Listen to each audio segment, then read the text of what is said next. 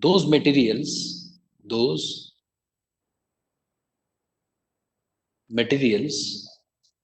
which have क्या loosely bonded electrons electrons अपने orbit में रिवॉल्व करते हैं एटम के चारों तरफ। तो हर इलेक्ट्रॉन अपने न्यूक्लियस से एक इंटरेक्शन, जो इलेक्ट्रोस्टैटिक जो अट्रैक्शन होता है उसके तहत वो उसे बंधा होता है, वो उसे बाउंड होता है। बहुत सारे ऐसे मटेरियल्स हैं जिसमें जो इलेक्ट्रॉन्स जो आउटर शेल में होते हैं, आउटर मोस्ट ऑर्बिट में जो इलेक्ट्रॉन्स होते हैं वो उतना इफेक्टिवली बॉन्डेड नहीं हो पाते हैं न्यूक्लियस से।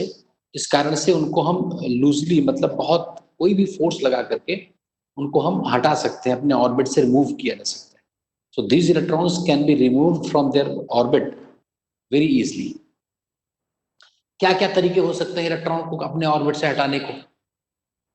लूजली बॉन्डेड है and these valence electrons are readily, मतलब easily ionized. Atoms can be ionized, can be removed from the atom, from the parent atom. the atom जिससे है वो उसे हटाया जा सकता है। आइदर बाई, किन किन तरीके से हम हटा सकते हैं? थर्मो आयनिक एमिशन, गर्म करके हीट कर देंगे ना, इलेक्ट्रॉन्स अपने ऑर्बिट से रिमूव किया जा सकता है, इजीली इसको हटा सकते हैं। थर्मो आयनिक एमिशन, थर्मो मतलब हीट, गर्म करने से हम इलेक्ट्रॉन्स को जो कि लूजली बॉन्डेड है उसको हटा सकते हैं। और कौन सा? Photo electric emission, photo electric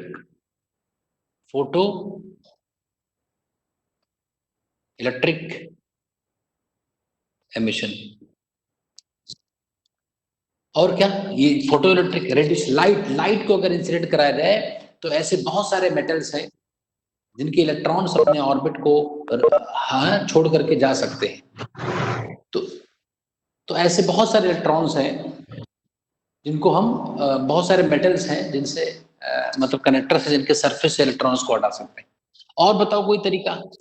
outer most orbit में से इलेक्ट्रॉन्स को रिमूव करने के कितने मेथड्स हैं? 2 मेथड्स ही होंगे, और कोई मेथड है क्या? Either by thermo ionic emission, photo electric emission, या फिर रबिंग फ्रिक्शन हो सकता है, उसी इलेक्ट्रॉन्स को हटा सकते हैं। या फिर इलेक्ट्रिक फील्ड इफेक्ट ट्रांसमिशन, है ना, electric field using electric field. ऐसे बहुत सारे तरीके हैं जिससे इलेक्ट्रॉन्स को उनके ऑर्बिट से हटाया जा सकता है। तो कंडक्टर्स का मतलब ये होता है कि इलेक्ट्रॉन्स फ्री नहीं होते, एग्जैक्टली लूजली बॉन्डेड होते हैं। एब्सोल्युटली फ्री नहीं कह सकते हम, these electrons are loosely bonded, not absolutely free, लेकिन इतने कम इफेक्टिवली होते हैं कि उनको आराम से हम उनके ऑर्बिट से हटा सकते हैं। ये पॉइंट क्लियर हुआ? ये कंडक्टर्स की ये डेफिनेशन है।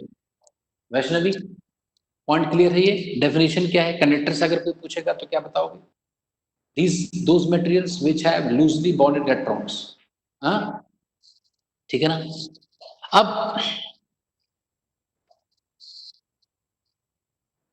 कंडक्टर्स के पास कोई कंडक्टिंग अगर मटेरियल है तो उसमें कितने हो सकते हैं इलेक्ट्रॉन्स फ्री? तो अगर आइडियल कंडक्टर है, आइडियल कंडक्टर मतलब प्रैक्टिकली जो नहीं हो सकता, आइडियल कंडक्टर contains, मतलब possess, contains large number मतलब unlimited number, infinite unlimited supply of unlimited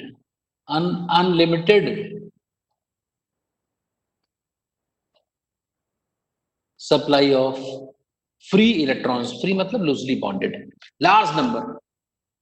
अगर हम चाहें उससे कि इतने नंबर ऑफ मोल्स में वो दे सकते हैं। हालांकि एटम कोई भी अगर सबस्टांस होगा तो उसमें बहुत नंबर ऑफ मोल्स तो बहुत ज्यादा होगा ना, और हर एटम के पास भाई हर एटम के पास वैलेंस इलेक्ट्रॉन्स होंगे। जैसे सिलिकन, अगर सिलिकन का कोई मटेरियल लिया जाए तो सिलिकन टेट्रावैलेंट एटम होता है ना, तो उसके आउटर मोस्ट ऑर्बिट में 4 इलेक्ट्रॉन्स होते हैं। तो अगर उसका कुछ ही मोल लिया जाएगा, मान लो 1 किलोग्राम सिलिकन हो, तो 1 किलोग्राम सिलिकन में नंबर ऑफ मोल्स निकाल सकते हो, और एक मोल में कितने number of electrons outer most orbit में हो ये भी निकाल सकते हो। लेकिन हमें लार्ज नंबर कहना था, लेकिन हम कहते क्या है, अगर आइडियल वर्ड कहीं पर यूज्ड है, आइडियल कंडक्टर, इसका मतलब उसमें कितने unlimited supply of free electrons, unlimited. हालांकि ये प्रैक्टिकली पॉसिबल नहीं है कि अनलिमिटेड हो, लार्ज नंबर हो सकता है, लेकिन प्रैक्टिकली ये भी नहीं पॉसिबल है ना ideal conductor. This is an ideal case. जितने भी हमें चाहिए उतना हम फ्री इलेक्ट्रॉन्स दे सकते हैं। जरूरत पड़े तो हम एक, हमारे पास एक ऐसा कंडक्टर है जिससे हम लार्ज अमाउंट में, मतलब अनलिमिटेड सप्लाई करा सकते हैं इलेक्ट्रॉन्स को, उसको हम बोलते हैं आइडियल कंडक्टर। तीसरी बात, जब भी इस चैप्टर में कंडक्टर वर्ड यूज होगा, जब भी इस चैप्टर में कंडक्टर वर्ड यूज होगा, इस चैप्टर में या किसी एग्जाम में, तो इसका मतलब होता है आइडियल कंडक्टर। इसका मतलब ये होगा कि कंडक्टर कैसा है, आइडियल है। जब भी कंडक्टर यूज होगा तो हमें समझ लेना है कि कैसे कंडक्टर की बात हो रही है, आइडियल कंडक्टर की बात। क्लियर? वॉइस आ रही है? तो कंडक्टर मतलब आइडियल कंडक्टर है ना। नेक्स्ट पॉइंट, मैं एक पॉइंट लिख रहा हूं,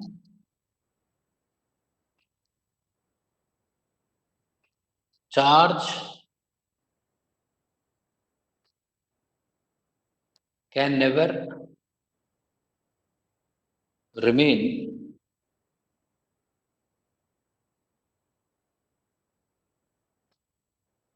इनसाइड अ कंडक्टर। क्या स्टेटमेंट सही है? क्या इसमें क्या मॉडिफाई किया जाए? Charge can never remain inside a conductor, इसमें क्या क्या चेंजेस जरूरी है?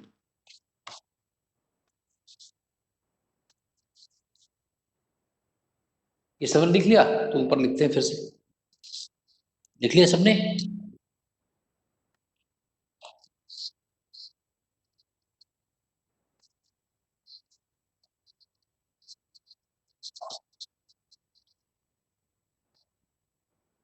फोर्थ पॉइंट में फिर से लिख रहा हूं,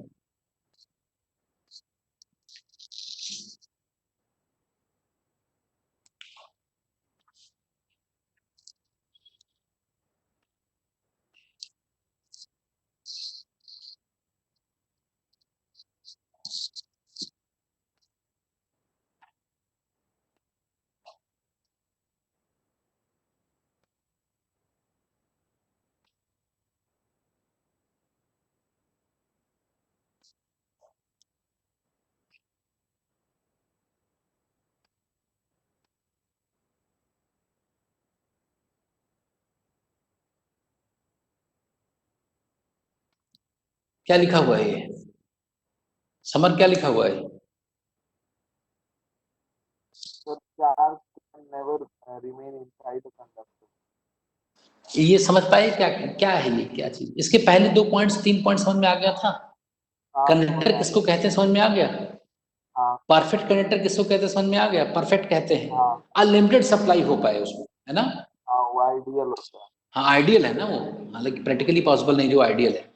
ये इसका क्या मतलब है, कोई समझाएगा मुझे? इसका क्या मतलब है? अरे क्या इसका इंग्लिश, इसका मतलब तो बता सकते हो? कौन बताएगा? जानवी कुछ बोल रही है, बोलो।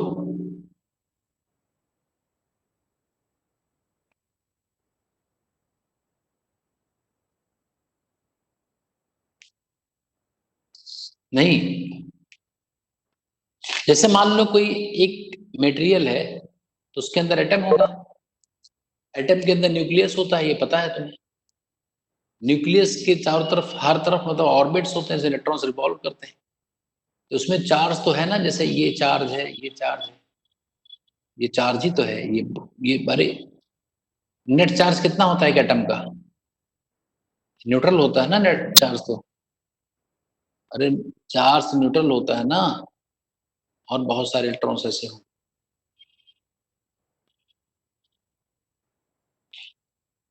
चार्ज न्यूट्रल है, जितना पॉजिटिव है उतना नेगेटिव है। तो किसी मटेरियल के अंदर मान लो ये कोई कंडक्टिंग मटेरियल है, तो उसमें एटम है और एटम में चार्ज है, तो चार्ज तो रह ही सकता है। ये स्टेटमेंट गलत है कि charge can never remain inside a conductor. ये अगर कंडक्टर है तो कंडक्टर जिस एटम से मिलकर के बने हैं उस एटम में चार्ज तो है ही है ना, एटम में चार्ज ही तो होता है। नेट चार्ज कितना है? जीरो। एक एटम न्यूट्रल होता है तो नेट चार्ज जीरो होगा। तो ये स्टेटमेंट बिल्कुल सही नहीं है। इसको सही करने के लिए इसमें चेंज मैं कर रहा हूं। इसमें सही क्या कर सकते हैं?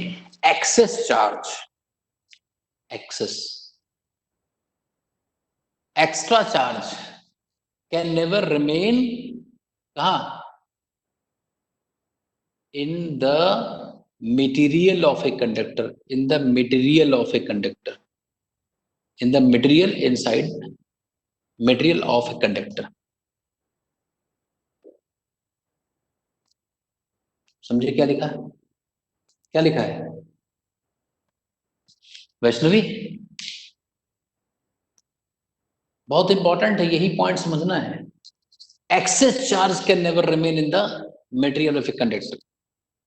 चैप्टर का नाम क्या है? In case of electrostatics, in electrostatic condition, in electrostatic condition,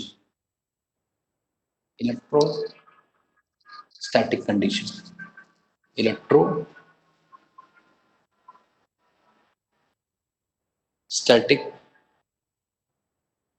condition. इसका मतलब कौन बताएगा मुझे? इलेक्ट्रोस्टैटिक्स के कंडीशन में कभी भी एक्स्ट्रा चार्ज मतलब किसी भी एक कंडक्टर ले आओ, जैसे मार्केट से कंडक्टर कोई मेटल ले आओ, उस मेटल में इंजेक्ट करोगे, अगर इंजेक्ट करोगे, can never in the material, inside the material है ना, inside the material of a conductor है ना, इन स्टैटिक, इन इलेक्ट्रोस्टैटिक कंडीशन।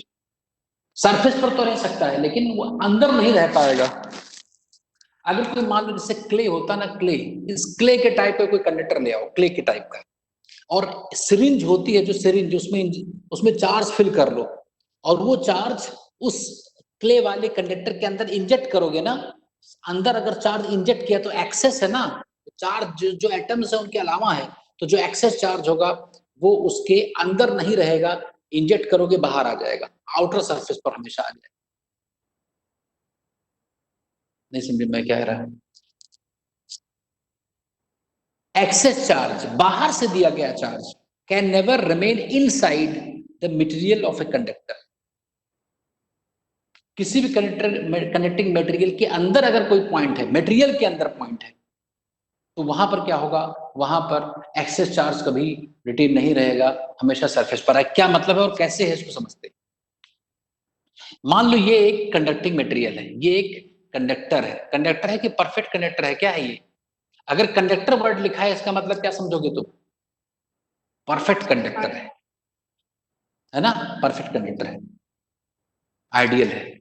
अब मान लो ये मान लो कैविटी है, अच्छा कैविटी नहीं, अभी सॉलिड है, मान लो सॉलिड है, इसमें कोई अभी कैविटी वाला केस में नहीं बता, सॉलिड कंडक्टर है। इसके अंदर मैं चार्ज अगर यहां रख दूं, मान लो प्लस क्यू चार्ज इसके सेंटर पर मैं इंजेक्ट कर दिया, ये पहले क्या था? न्यूट्रल था। ये क्या था पहले? न्यूट्रल था, इनिशियली न्यूट्रल था, अभी न्यूट्रल नहीं है, अब तो हमने इसको चार्ज दे दिया पॉजिटिव। जैसे सिरिंज में भर करके चार्ज को उसके सेंटर पे इंजेक्ट करोगे, सारा चार्ज, ये प्लस क्यू चार्ज जो तुमने सेंटर पर दिया है, सारा चार्ज कहां आ जाएगा? सरफेस पर आ जाएगा। फिर बार बार तुम दोगे और सारा सरफेस, अंदर रखोगे बाहर आ जाएगा, अंदर रखोगे बाहर आ जाएगा। नहीं समझे मेरी बात? बोलो कितना कितना रखा जाए, कितना बाहर, क्या लिमिट है? क्या लिमिट है इसका, कितना रखते जाएं कि बाहर आ जाएगा? अनलिमिटेड, क्योंकि कंडक्टर हमारा कैसा है, आइडियल कंडक्टर, फ्री, जितनी मर्जी रख सकते हो। अब देखो होता क्या है भाई, जैसे प्लस क्यू चार्ज यहां रखोगे, जैसे किसी कंडक्टर के मटेरियल के अंदर चार्ज को इंजेक्ट करोगे, inject, when we inject some extra charge at a point in the material of a conductor, उसके आसपास जो एटम्स हैं, वो एटम्स क्या है, उनके पास लूजली बॉन्डेड इलेक्ट्रॉन्स हैं। इसकी जो फील्ड होगी ना, वो इन इलेक्ट्रॉन्स को अपनी तरफ खींच लेगी। भाई इलेक्ट्रॉन जो आसपास एटम्स हैं, जिस एटम्स के इलेक्ट्रॉन्स फ्रीली लूजली बॉन्डेड हैं, जैसे वो पॉजिटिव को देखेंगे, ये इलेक्ट्रॉन जो आसपास के हैं इसके पास पहुंच जाएंगे। तो जितना ये प्लस क्यू था, उतना चार्ज जब आ जाएगा तो उसके बाद ये न्यूट्रल हो गया। भाई ये रीजन क्या हो गया, न्यूट्रल, क्योंकि जितना पॉजिटिव था उतना इलेक्ट्रॉन मिल गया। अच्छा, किसी एटम से अगर इलेक्ट्रॉन चला आए तो वो क्या हो गया, पॉजिटिव हो गया। अगर अगर कोई एटम न्यूट्रल है और उस न्यूट्रल एटम में से कोई इलेक्ट्रॉन अगर चला जाए उससे, तो न्यूट्रल में से कोई नेगेटिव चला गया तो उसके पास पॉजिटिव बचा ना। तो जिस एटम से ये पॉजिटिव इलेक्ट्रॉन्स खींच आए हैं, चले आए हैं, वो एटम्स कैसे हो गए, पॉजिटिव हो गए। तो जो चार्ज इस रीजन में चार्ज जीरो हो गया, अभी इस रीजन में है, अब ये जो पॉजिटिव है ये अपने इधर के इलेक्ट्रॉन को अपनी तरफ खींच लेगा, ये वाला अपने आगे के इलेक्ट्रॉन को अपनी तरफ खींच लेगा, ये अपने आगे की तरफ खींच लेगा, ये अपने आगे की तरफ, ये अपने आगे की तरफ। अब ये जब इलेक्ट्रॉन खींच लिया तो ये इतना पार्ट न्यूट्रल हो गया। Now this portion has been neutralized and the atoms which lose their electron become positively, यहां पर पॉजिटिव चार्ज, ये पॉजिटिव यहां पर, ये पॉजिटिव यहां पर, ये पॉजिटिव यहां पर। फिर ये क्या करेगा, अपने बाहर के इलेक्ट्रॉन्स को अपनी तरफ खींच लेगा, ये खींचेगा, ये इसको खींचेगा, ये इसको खींचेगा, ये इसको खींचेगा। तो ये फिर इतना पार्ट क्या हो गया, न्यूट्रल हो गया। अब यहाँ पर कोई चार्ज नहीं बचा। अब कहाँ आ गया, ये प्लस यहाँ आ गया। ये सिलसिला कब तक चलेगा, जब तक कि पूरा पूरा चार्ज कहाँ नहीं पहुंच जाएगा, सरफेस पर पहुंच जाएगा। जब सरफेस पर पहुंच जाएगा, अब आगे खींचने के लिए कुछ है ही नहीं, तो सरफेस पर रहेंगे। ये मैकेनिज्म होता है, ये मैकेनिज्म होता है। बताओ बच्चों, समझे बात की नहीं। जैसे हम किसी कंडक्टर को एक्स्ट्रा चार्ज देंगे, सारा चार्ज कहां तुम्हें दिखेगा, सरफेस, आउटर सरफेस पर दिखेगा, आउटर सरफेस पर। अगर सरफेस है, अभी इनर सरफेस भी आएगा। जैसे मान लो यही क्वेश्चन में ऐसा कहता कि एक स्फीयर है और एक बीच में कैविटी है। ये कैविटी है, कैविटी मतलब जानते हो, जहां से मटेरियल को हटा दिया गया है, ये मटेरियल यहां से रिमूव कर दिया गया है, तो यहाँ पर कैविटी है। ये मटेरियल है, इधर मटेरियल है।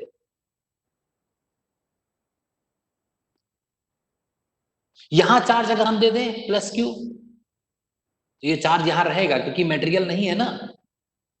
अरे अगर यहाँ प्लस क्यू चार्ज दे दें तो ये चार्ज कहाँ जाएगा, ये यहीं रहेगा, कहाँ चला जाएगा, क्योंकि मटेरियल तो है नहीं। लेकिन अगर ये प्लस क्यू चार्ज मैं यहां पर दूंगा, कहीं मटेरियल के अंदर प्लस क्यू चार्ज दूंगा, तो सारा चार्ज कहाँ जाएगा, जैसे प्लस क्यू चार्ज यहाँ रखा जाएगा, सारा चार्ज कहाँ पहुंच जाएगा, आउटर सरफेस। कोई डाउट हो तो बताओ, कहाँ देना है, इन the material of a conductor. Charge के, किसी कंडक्टर के अंदर चार्ज, एक्सेस चार्ज रह सकता है ना। Excess charge can reside inside a conductor. ये स्टेटमेंट सही गलत है, excess charge can reside inside a conductor, ये सही गलत है।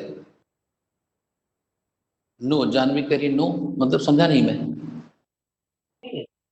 हाँ, यस सर। नहीं, excess charge can reside inside a conductor, yes sir. ये सही है, हो सकता है। लेकिन excess charge can never reside in the material of a conductor. भाई समझना पड़ेगा, ये इंपॉर्टेंट बात है। There are many cavities inside human body. Cranial cavity, cranial, इसके अंदर कैविटीज है। एब्डोमेन में भी कैविटी होती है ना।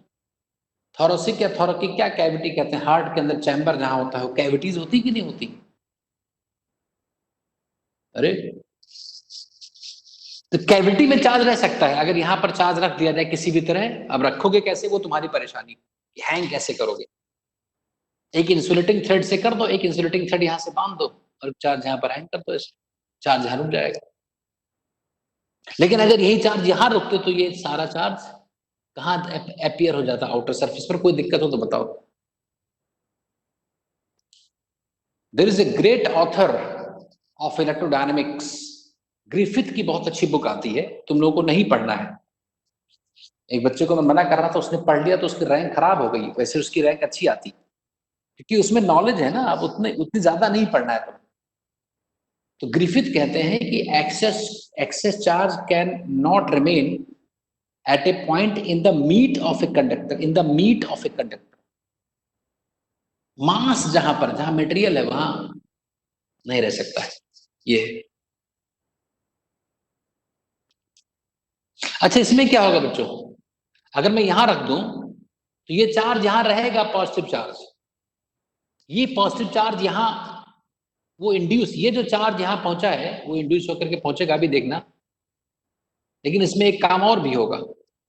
अच्छा बताओ, जैसे पॉजिटिव चार्ज की जो फील्ड लाइंस होंगी, मान लो यही पॉजिटिव चार्ज होता, बहुत ध्यान समझना, मान लो यही पॉजिटिव चार्ज होता, सिर्फ क्यू होता, तो उसकी लाइंस ऐसी होती कि नहीं होती, बोलो।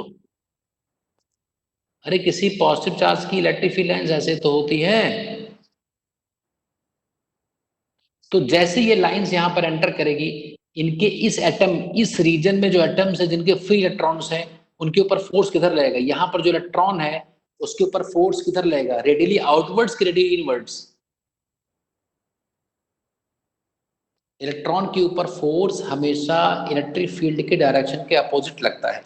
तो यहां पर जो इलेक्ट्रॉन है फ्री, किसका इलेक्ट्रॉन, किसी एटम का, ये कंडक्टर है ना, तो कंडक्टर के अंदर जो एटम्स है उनके जो फ्री इलेक्ट्रॉन्स है उनके ऊपर फोर्स उल्टा लगेगा, वो यहां पर आ जाएंगे, यहां पर इधर खिंच आएंगे। अब इसके ज्यादा तो चल नहीं सकते वैक्यूम में, तो लीकेज ना हो। तो यहाँ पर माइनस सी आ जाएगा, यहाँ पर बहुत सारे चार्ज इनर सरफेस पर आ जाएंगे, इनर सरफेस पर आ जाएंगे। कितना, यहाँ प्लस क्यू रखा गया था तो ये कुल मिलाकर माइनस क्यू हो जाएंगे। अब जो इवेंट यहाँ पर यही से शुरू होगा था न्यूट्रलाइज होने का, ये अब यहाँ पर मटेरियल है ही नहीं। अगर यहाँ पर मटेरियल होता तो यहाँ के इलेक्ट्रॉन्स इसको न्यूट्रलाइज कर देते। अब मटेरियल यहाँ पर है तो उनका इलेक्ट्रॉन इसकी तरफ खिंचा हुआ है, जैसे प्लस क्यू। तो अब ये चीज न्यूट्रल हो गई, यहाँ पर न्यूट्रल हो गई, यहाँ कोई चार्ज नहीं रहा, तो इसके अंदर फील्ड खत्म हो जाएगी। जब यहाँ पर चार्ज ही नहीं रहा इसके अंदर, ये फील्ड यहाँ खत्म हो जाएगी ऐसे। भाई इसके अंदर चार्ज अगर देखो तो चार्ज रहा नहीं ना, नेट चार्ज कितना हो गया बताओ। ये जो लाइन है, अगर मैं एक ऐसा सर्कल बना दूं यहाँ पर सर्कल, तो मुझे कोई बताएगा कि इस सर्कल के अंदर कुल चार्ज कितना है, जीरो है ना। अरे सर्कल के अंदर कुल चार्ज जीरो है कि नहीं है, चमक रहा है क्या ज्यादा है, बोलो। अरे इस सर्कल के अंदर नेट चार्ज जीरो तो है, एक प्लस क्यू रखा गया था और ये माइनस क्यू जो खिसक के आ गई उसके पास, तो नेट चार्ज जीरो है, तो गॉस थ्योरम अप्लाई करेंगे तो फील्ड भी जीरो हो जाएगा, तो यहाँ पर फील्ड जीरो हो जाएगी। तो जो लाइंस यहाँ से चली थी वो यहाँ पर एकदम से खत्म हो जाएंगी, जैसे मटेरियल शुरू होगा फिर आगे कंटिन्यू हो जाएंगी। तो ये लाइंस जो चल रही थी वो बीच में खत्म हो जाएगी। अभी मैं आपको नेक्स्ट पॉइंट लिखवाता हूँ।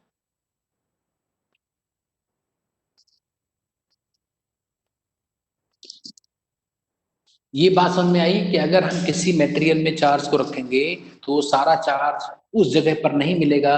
अगर मटेरियल के अंदर किसी पॉइंट पर चार्ज रखा जाएगा तो सारा चार्ज कहाँ जाएगा, आउटर सरफेस पर आ जाएगा। जितना दूर जा सकते हैं उतना दूर चले जाएंगे, वहां पर रहेंगे चार्ज, ठीक है ना। Excess charge,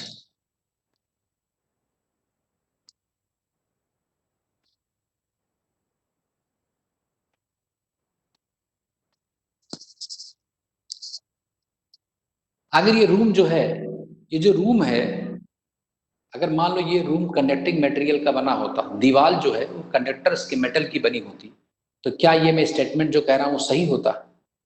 I am I am inside a conductor. अगर ये सारा दीवार जो है ना, अगर ये सब ये दीवारें जो है, जो वॉल्स है इस रूम के, ये सब मेटल्स के बने होते, तो क्या स्टेटमेंट सही होता, I am inside a conductor.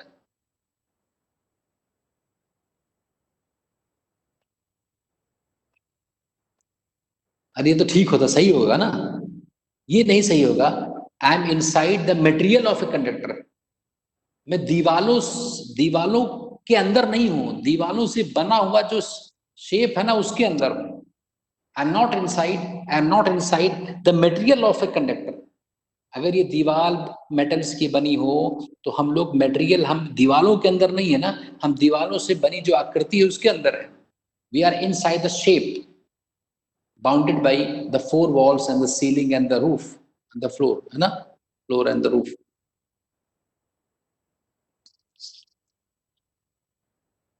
Next point, fourth point था क्या, कौन सा पॉइंट? बहुत इंपॉर्टेंट है सारे पॉइंट्स, एक्स्ट्रा चार्ज कभी नहीं रह सकता।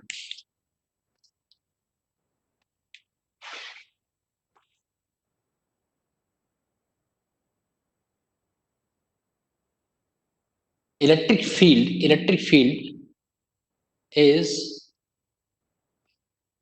always zero, is always zero at a point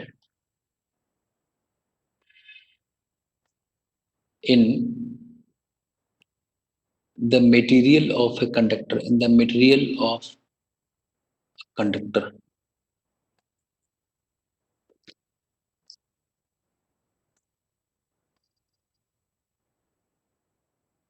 बात समझे?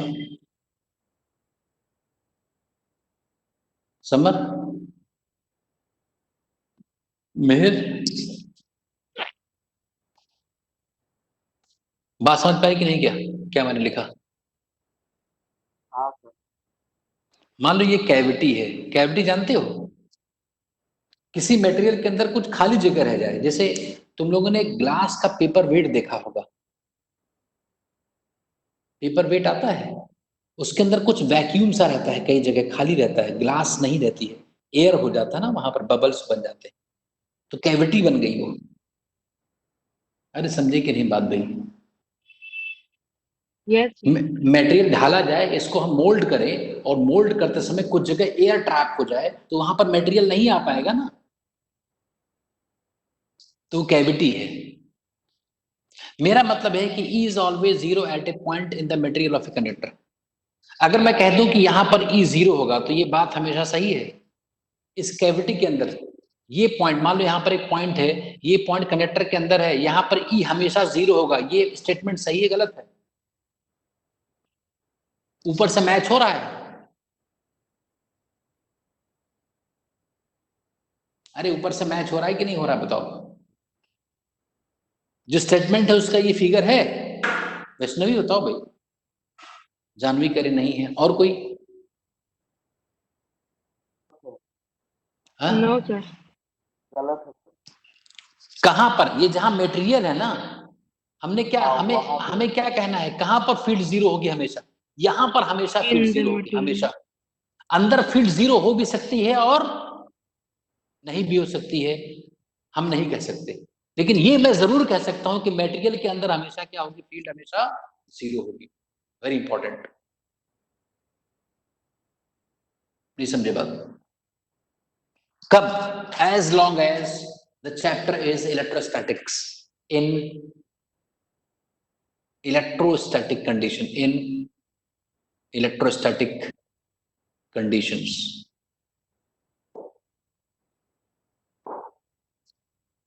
क्यों ऐसा है? चलो इसको मेथड ऑफ कॉन्ट्राडिक्शन से प्रूव करते हैं। मान लिया कि यहां पर फील्ड जीरो नहीं है, यहां पर है फील्ड, मैंने मान लिया कि जीरो नहीं है, तो यहां पर एटम्स में जो फ्री इलेक्ट्रॉन्स है ना, फ्री इलेक्ट्रॉन्स, जब फील्ड आएगी तो ये इलेक्ट्रॉन चलना शुरू कर देंगे ना।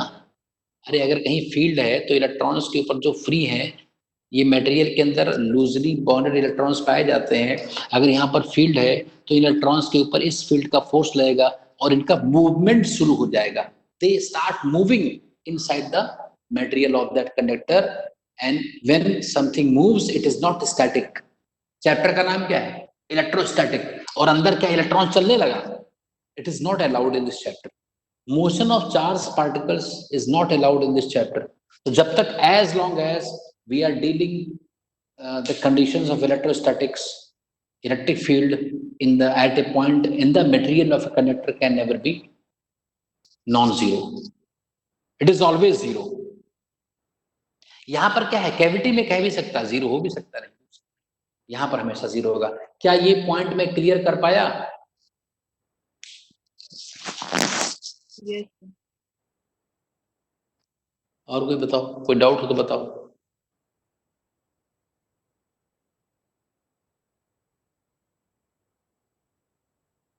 Any doubt? देवस्तुति बताओ बेटा, कोई डाउट? No sir. ये पॉइंट क्लियर हुआ? Yes sir. कैविटी के अंदर फील्ड जीरो हो भी सकती, नहीं भी हो सकती, but at a point in the meat of a conductor, in the material of a conductor, field will always be zero as long as the case is क्या, इलेक्ट्रोस्टैटिक्स। ठीक है ना? ठीक है, माइक ऑफ करो। समझ गए? जैसे कि मैं एग्जांपल देता हूं,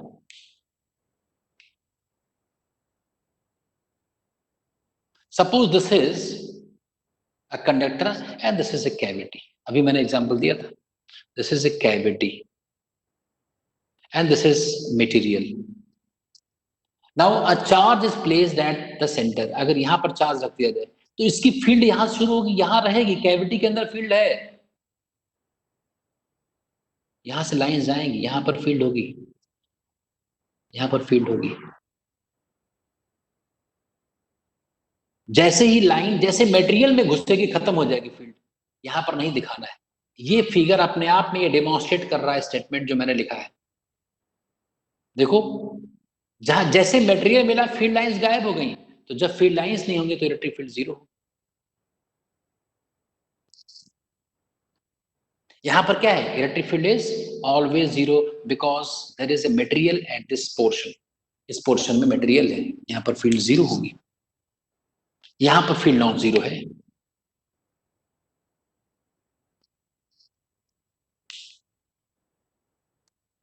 अगर ऐसा नहीं हुआ तो क्या होगा? अगर कोई तुमसे पूछता है कि why, what is the reason of this fact, तो आपको बताना है कि अगर किसी मटेरियल के, अगर किसी कंडक्टिंग मटेरियल के अंदर फील्ड जीरो हुई, then due to this field the free electrons, loosely bonded electrons will start moving inside the material, and this is against the heading of the chapter. Chapter का नाम क्या है? Electrostatics. Static means रुके हुए है, इसलिए इस चैप्टर में जब भी कोई बात किया जाएगा तो मटेरियल के अंदर फील्ड क्या होगी, जैसे हम करंट की बात करेंगे, करंट इलेक्ट्रिसिटी, वैसे ये कंडीशन नहीं होगी। वहां मटेरियल के अंदर करंट है ना, तो करंट का मतलब मूवमेंट ऑफ इलेक्ट्रॉन्स है,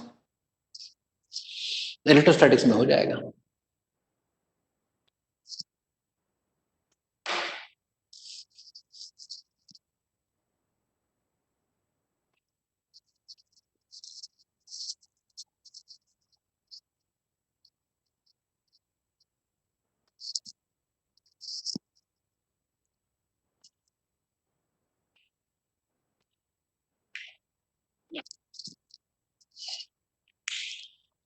कौन सा पॉइंट है?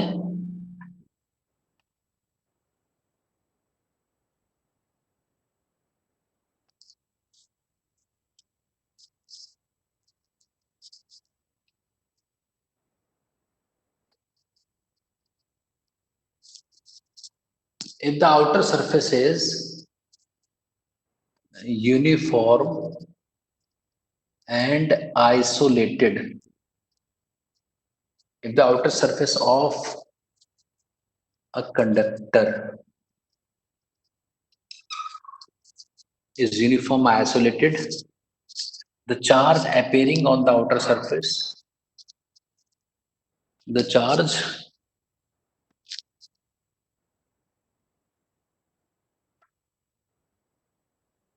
appearing on the outer surface gets distributed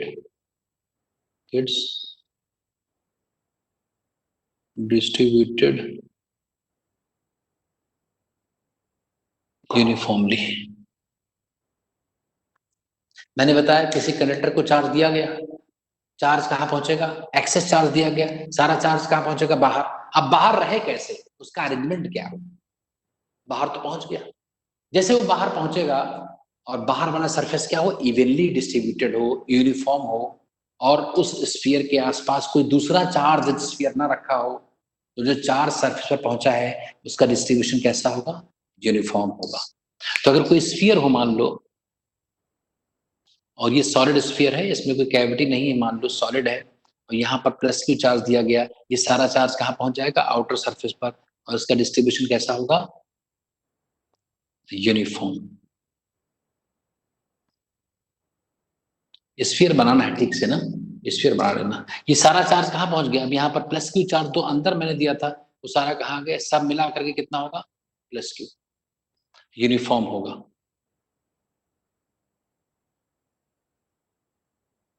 condition क्या है यूनिफॉर्म यहाँ डिस्ट्रीब्यूशन की, बाहर वाला सरफेस कैसा हो, यूनिफॉर्म हो, और क्या हो, आइसोलेटेड हो, मतलब उसके आसपास कोई चार्ज ना हो। मान लो बाहर चार्ज, यहां पर कोई चार्ज रखा हुआ था माइनस क्यू, तो जैसे ये पहुंचेंगे माइनस की तरफ इकट्ठे हो जाएंगे ना।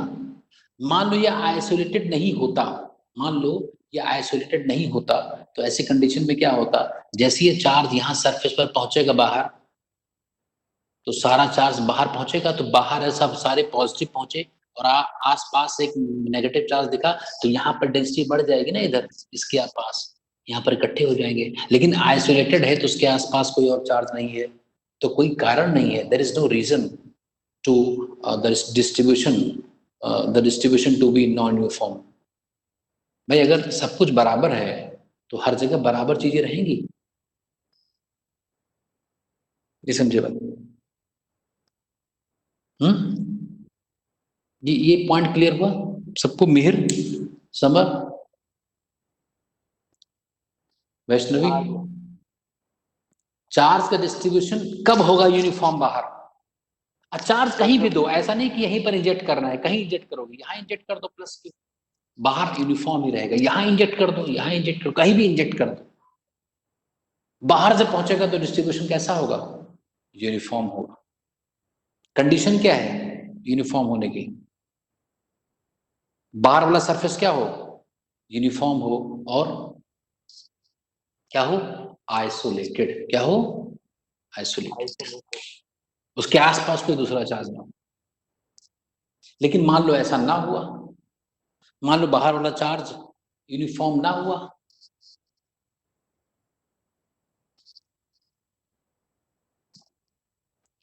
ये जो charge appearing on the surface, outer surface, अच्छा मुझे बताओ, ये जो चार्ज बाहर अपियर हुआ वो वही चार्ज है जो मैंने सेंटर पे रखा था, कि वैसा ही चार्ज है,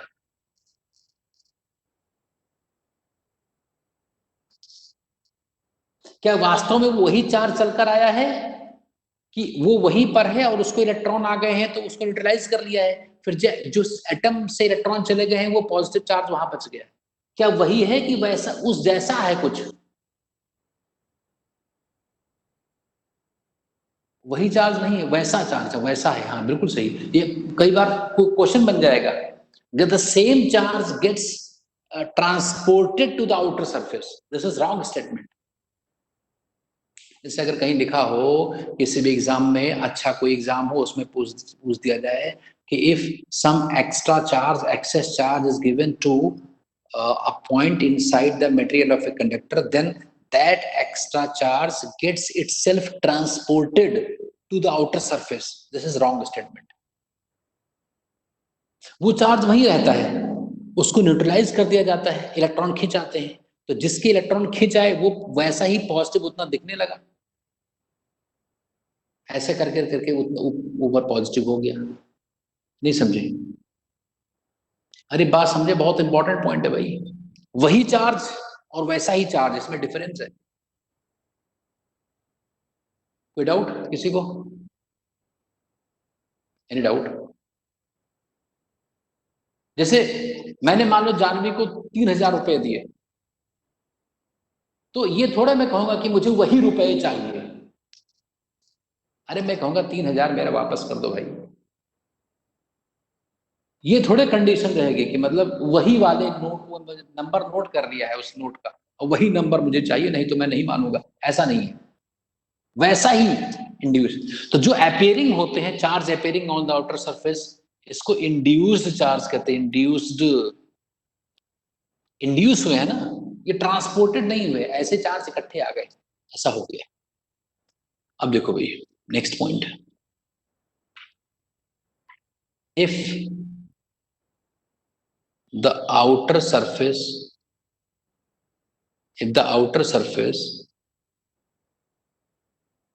is not symmetrical, is not symmetrical, then the charge distribution, the charge distribution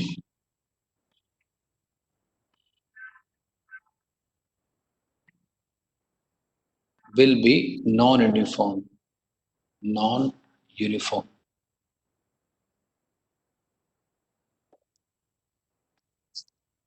And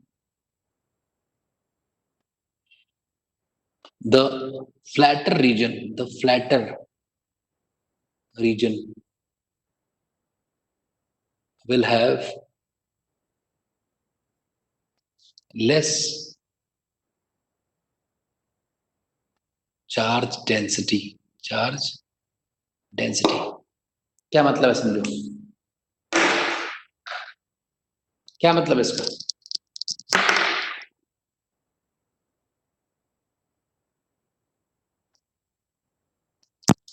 कौन बताएगा? What is the meaning of this statement, this sentence? What is the meaning of this sentence? If the outer surface is unsymmetrical, then the charge distribution will be non-uniform and the flatter region will have less charge density.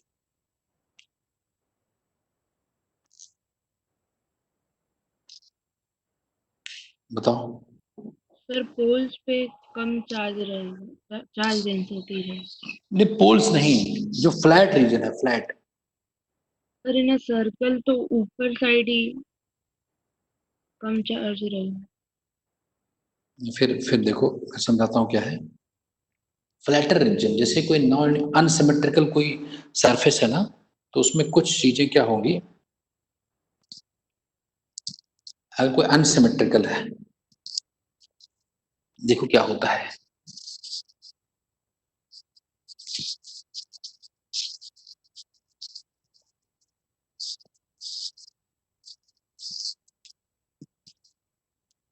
मान लो कोई ऐसा shape है, इस type का कोई shape है, ऐसा potato shaped conductor ले आए, मेटल ले आए, क्ले, अनइवन शेप, 3D है, ये मटेरियल है, चार्ज दिया मैंने, सारा चार्ज बाहर आएगा। जो फ्लैट पार्ट है, फ्लैट, वहां पर दूर दूर चार्ज होंगे, और जहां थोड़ा सा ये जहां पर कर्व है ना, वहां पर इकट्ठे हो जाएंगे, यहाँ पर बहुत दूर रहेंगे। जो शार्पर रीजन से, शार्प, यहाँ जो शार्प है ये, तो यहाँ पर इकट्ठे हो जाएंगे। मेरी बात समझ पा रहे हो कि नहीं? सबसे शार्प, सबसे घुमावदार पॉइंट यही तो है ना।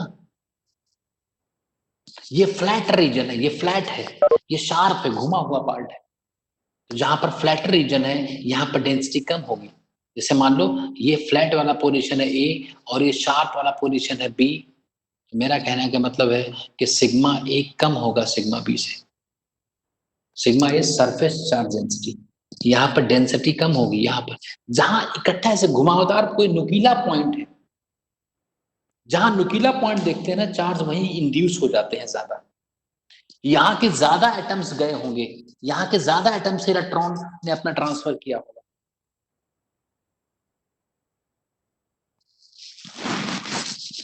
ऐसा क्यों, अभी देखते हैं, इसका प्रूफ भी है, प्रूफ है इसका। क्या प्रूफ है, देखते हैं भाई, नेक्स्ट वाले पॉइंट में क्लियर हो जाएगा। जो शार्प रीजन है ना, अगर मान लो कोई और शार्प रीजन होता, मान लो यहां पर एक ऐसा नुकीला पॉइंट आ जाता, ऐसा कुछ, तो अगर ऐसा बिग टाइप का कोई ऐसा नुकीला होता ना, तो यहां पर तो बहुत ज्यादा डेंसिटी होती, बहुत ही ज्यादा डेंसिटी होती।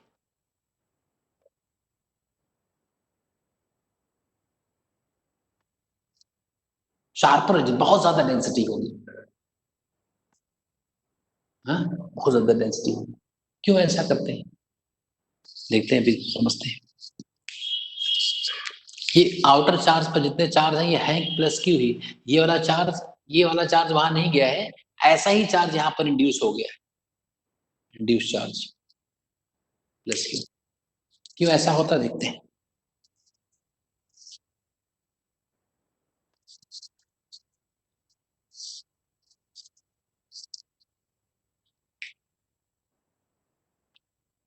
ठीक, नेक्स्ट पॉइंट कौन सा पॉइंट है, कितने हो गए हैं पॉइंट, 6th 7th है क्या ये।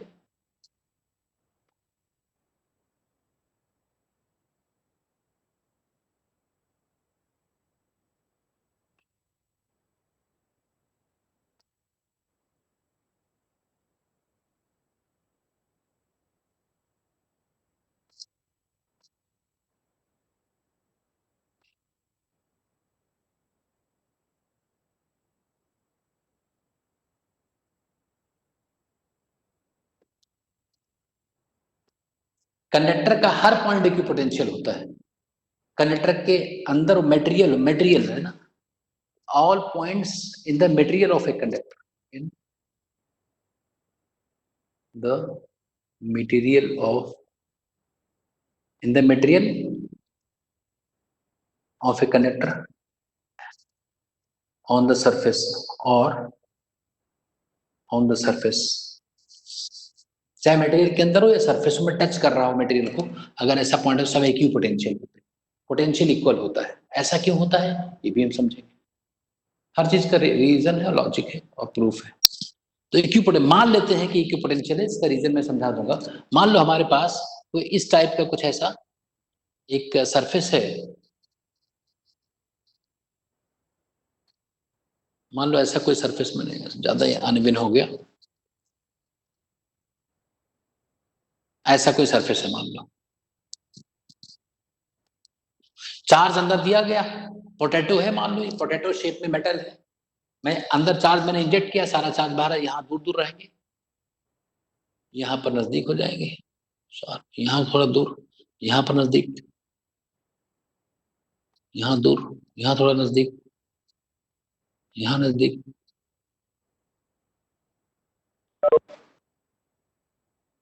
अब मान लो यहाँ ये पॉइंट ए है, ये पॉइंट बी है, ये तो पक्का है कि ए का पोटेंशियल बी पोटेंशियल के इक्वल होगा, क्योंकि ये एक कंडक्टर है, ये तो हमें पता है, इसका भी प्रूफ है, अभी देखेंगे। तो होता क्या है भाई, देखो ए पॉइंट का पोटेंशियल, अगर मैं इस पॉइंट के अगल बगल in the vicinity of this point I mark, if I mark 2 points in the vicinity and treating is it as a arc, अगर इसको मैं आर्क मानते हुए एक सर्कल बना दूं, अगर इसको आर्क माना जाए तो इसका सर्कल, ये इसी सर्कल तो आर्क होता है ये, अगर इसको आर्क में मान लूं तो ये जो आर्क को कंप्लीट करने पर यही तो सर्कल बनता। अरे अगर ये आर्क है तो यही सर्कल होगा ना, और सर्कल है तो उसका सेंटर भी होगा, मान लो सेंटर ये हो गया, उसका रेडियस भी होगा, मान लो ये इसका रेडियस आर ए है। ऐसे यहाँ पर देखो बी पॉइंट पर अगर मैं अगल बगल 2 पॉइंट्स मार्क कर लूं, इसको आर्क मानते हुए, इसको आर्क मानते एक सर्कल बनाऊं, एक छोटा सर्कल बनेगा ना यहाँ, इसका सेंटर यहाँ होगा, इसका रेडियस होगा R2, ये सेंटर होगा C2, RB कह देता हूं। अच्छा ये बताओ, किसी को याद है क्या कि मान लो यहाँ पर डेंसिटी सिग्मा ए है, इस जगह डेंसिटी, और यहाँ पर डेंसिटी सिग्मा बी है, तो मुझे कोई बताएगा कि स्फीयर, ये अगर इतना ही कोई देखे, मान लो बाकी चीज किसी को ना देखे, ये जो पोर्शन है वही स्फीयर का ही पोर्शन तो लगेगा।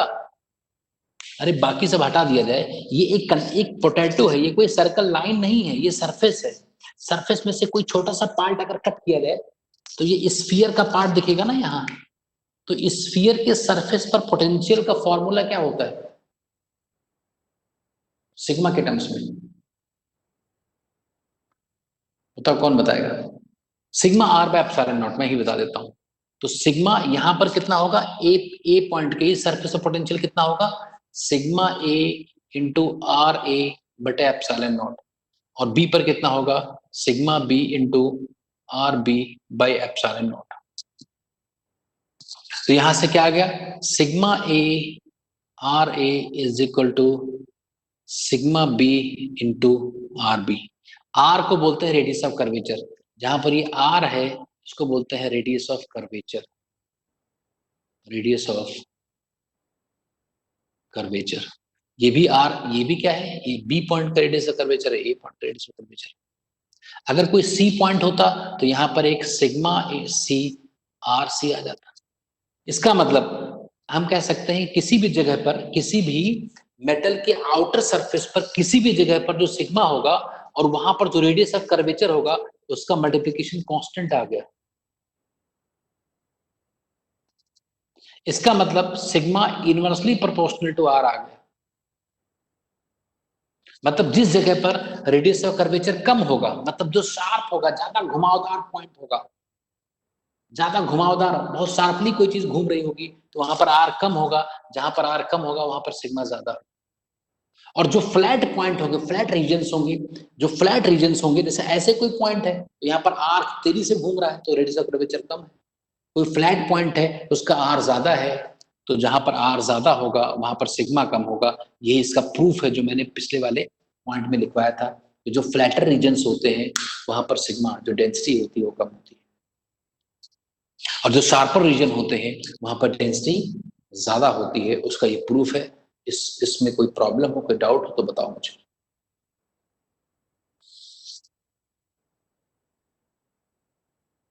Any doubt? Any doubt? I'm taking a pause. Any doubt?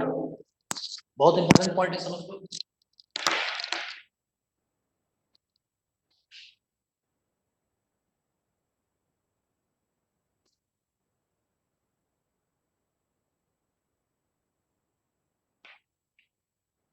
Any doubt?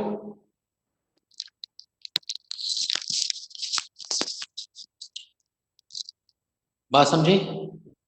जो नुकीले पॉइंट होंगे, नुकीले पोजीशन पर ज्यादा चार्ज इकट्ठे होंगे पोटेंशियल इक्वल करने के लिए। अब पोटेंशियल क्यों इक्वल होता है, ये नई बात आ गई। So now we have one more interesting point that we have to prove. Why potential at all points, either it is in the material of a conductor or on the surface of conductor, must have equal potential? This is a new question for us.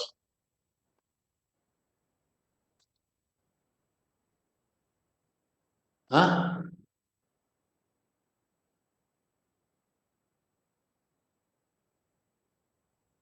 This is a new question.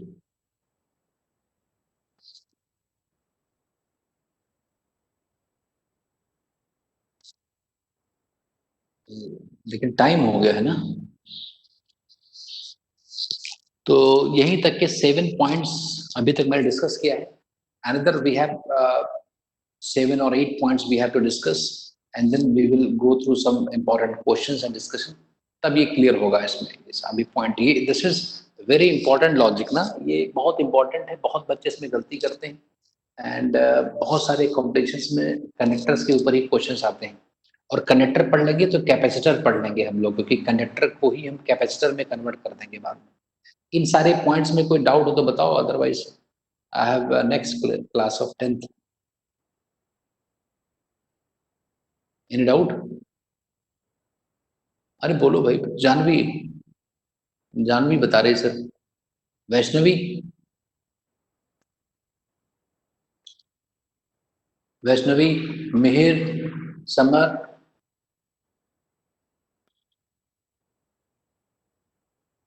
आदर्श,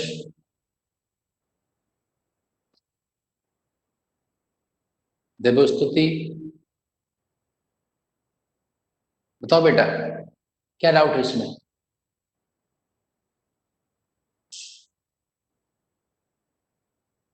कोई नहीं बताएगा। तो ये potential जो है, ये sigma इसके inversely proportional है। इसी के आगे हम लोग कंटिन्यू करेंगे। हमारा आगे वाला जो पॉइंट होगा वो क्या होगा कि why this potential need to be equal at all points either inside or on the surface of a conductor, ये क्यों होता है, ये हम लोग डिस्कस करेंगे। तो आज के लिए इतना ही। टाइम कितना हो गया मुझे लगा, देखो जरा कोई देखकर बताओ मुझे।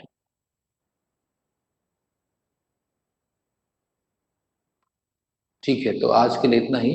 5 to 6 क्लास रहा करेगी टीटीएस में, और हम लोग इसी टाइम में पढ़ेंगे। आगे देखते हैं, फिर हम छुट्टियों में है एक्स्ट्रा क्लास भी ले सकते हैं।